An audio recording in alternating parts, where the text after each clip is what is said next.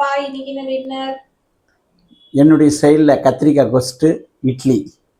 நீயே சமைக்க போறியா? நானே செய்ய போகிறேன். இதுக்கு தேவையான இன்க்ரீடியன்ஸ்லாம் எனக்கு பார்க்கலாம் வாங்க. நறுக்கின கத்திரிக்காய், சின்ன வெங்காயம், நீட்டாக கட் பண்ண பச்சை மிளகாய், தக்காளி, காஞ்ச மிளகா 5, 2 ஸ்பூன் கடலப்பருப்பு, 10 பல் பூண்டு, பெருஞ்சீரகம் 1/2 ஸ்பூனு, 1/2 ஸ்பூன் மிளகு, 1/4 ஸ்பூன் கடுகு, 1/4 ஸ்பூன் ஜீரகம், பெருங்காயம், கொத்தமல்லி, கருவேப்பிலை, உப்பு, எண்ணெய். அவ்வளோதானே இன்க்ரீடியன்ட்? அவ்வளோதான். செய்முறை பார்க்கலாம் வாங்க.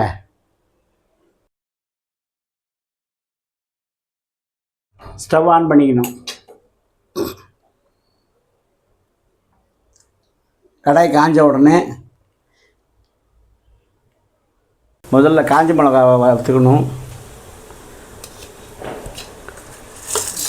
கடலப்பருப்பு, சீரகம், கடுகு, மிளகு, பூண்டு, பெருஞ்சீரகம்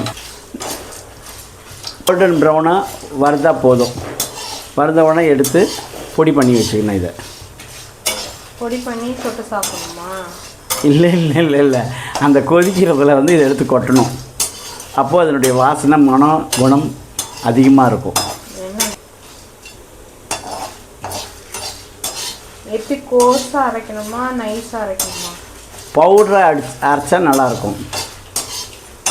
பவுடர்னா கோகுல் ஸ்டாண்டர்ட் பவுடரா? இல்லை இல்லை இல்லை இல்லை, கொஞ்சம் அதாவது இட்லி பொடி மாதிரி அரைச்சா போதும். இட்லி பொடி மாதிரி அரைக்கணும். சட்னி பொடி. அப்போ இட்லி பொடி தானே இது? இல்லை, இதில் சேர்க்குற இதை நான் செய்கிறேன். அடுத்த வாட்டி நீங்கள் எல்லோரும் இதை செய்து பார்த்து எனக்கு கமெண்டில் சொல்லணும். ஓகே?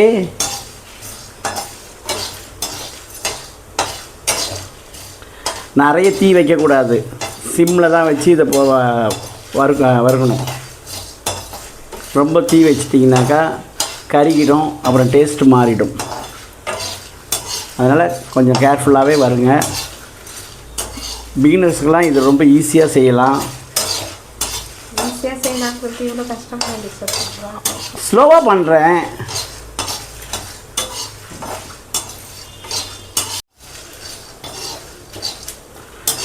வறுத்துட்டு எடுத்து தட்டில் வச்சு ஆற வைக்கணும். ஆற வச்ச பிறகு தான் பொடி பண்ணணும்.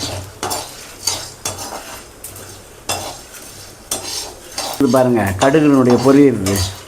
இந்த மாதிரி பொரிஞ்ச உடனே ஆஃப் பண்ணிட வேண்டியது தான்.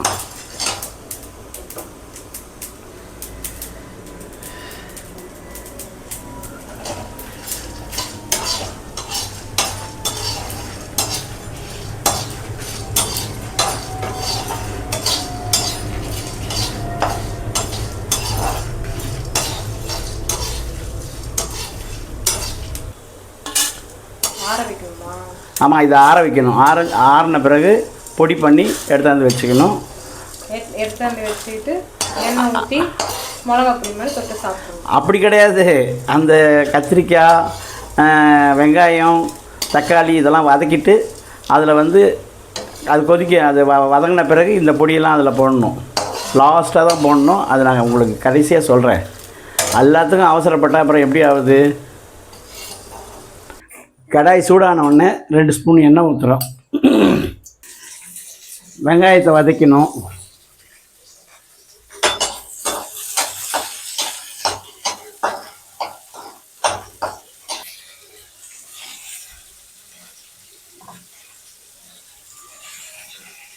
வெங்காயம் வதங்கிறதுக்குள்ளே போட்டா அது வதங்கிடும். நம்ம எல்லாம் போட்டு குக்கரில் தான் வைக்க போகிறோம்.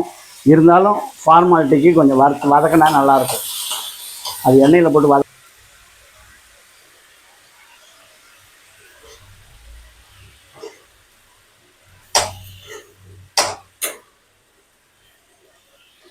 பார்த்து என்னுடைய வியூவர்ஸ்லாம் வந்து நல்லா இருக்குன்னு சொல்லணும்.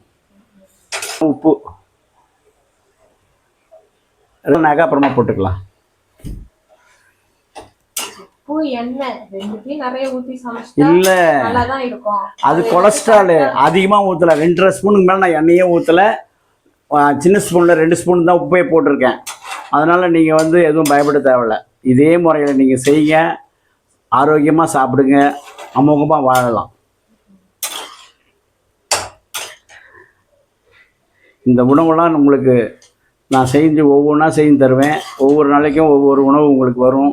அதை பார்த்து எனக்கு கமெண்ட் பண்ணுங்கள், லைக் பண்ணுங்கள், ஷேர் பண்ணுங்கள், சப்ஸ்கிரைப் பண்ணுங்கள், சர்ப்ரைஸ் பண்ணுங்கள். அப்படிதான் சொல்லணும். சர்ப்ரைஸ் பண்ணுங்கள்.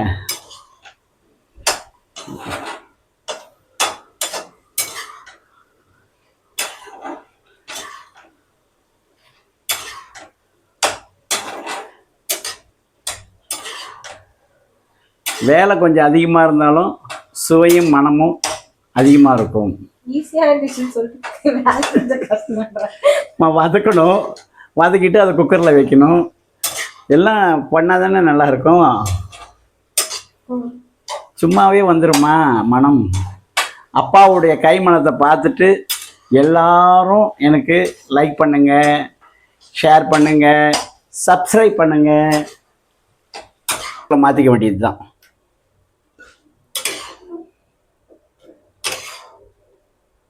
அரை ஸ்பூன் மஞ்சத்தூள், அரை ஸ்பூன் போட்டு கலந்து விட்டுக்கலாம். தண்ணி 2 கிளாஸ் ஊற்றணும்.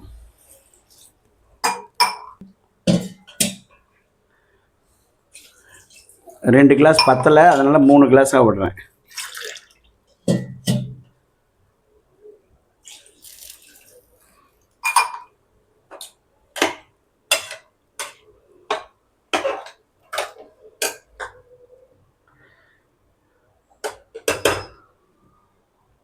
மிளகாத்தூள்லாம் இதுக்கு போட வேணாமா? மிளகாத்தூள்லாம் இதுக்கு கிடையாது. நம்ம சீக்ரெட் மசாலாவே ரொம்ப இருக்கும். அதில் வேறு 3 பச்சை மிளகாய் வேறு போட்டிருக்கோம்.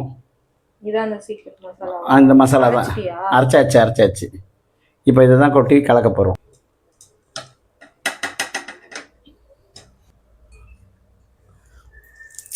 கொஞ்சம் கொத்தமல்லி போட்டுக்கலாம்.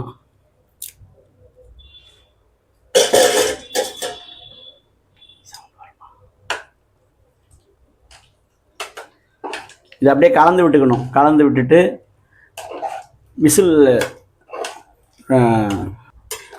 குக்கருடைய மூடியை போட்டு விசில் வச்சு 3 விசில் வந்த உடனே ஆஃப் பண்ணிடணும். கலர் பாருங்கள் எவ்வளோ கலராக இருக்குது. நல்லா இன்னும் கொஞ்சம் திக்காக கூட வரும்.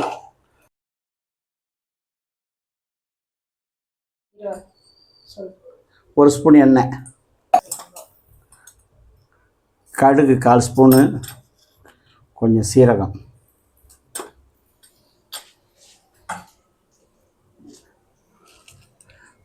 கொஞ்சம்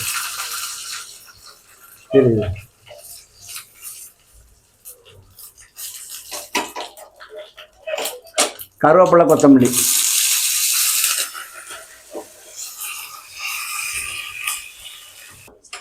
சொல்லு. விசில் எடுத்துட்டு ஓப்பன் பண்ணணும். எப்பயுமே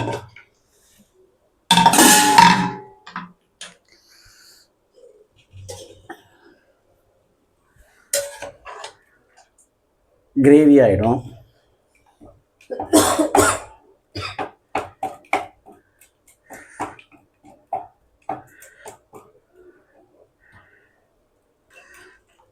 கத்திரிக்காய் கொஸ்டின் இந்த மாதிரி நல்லா கடைஞ்சாக்கா அதனுடைய டேஸ்ட்டே வேறு. தாளிச்சதை எடுத்து கொட்ட வேண்டியது தான்.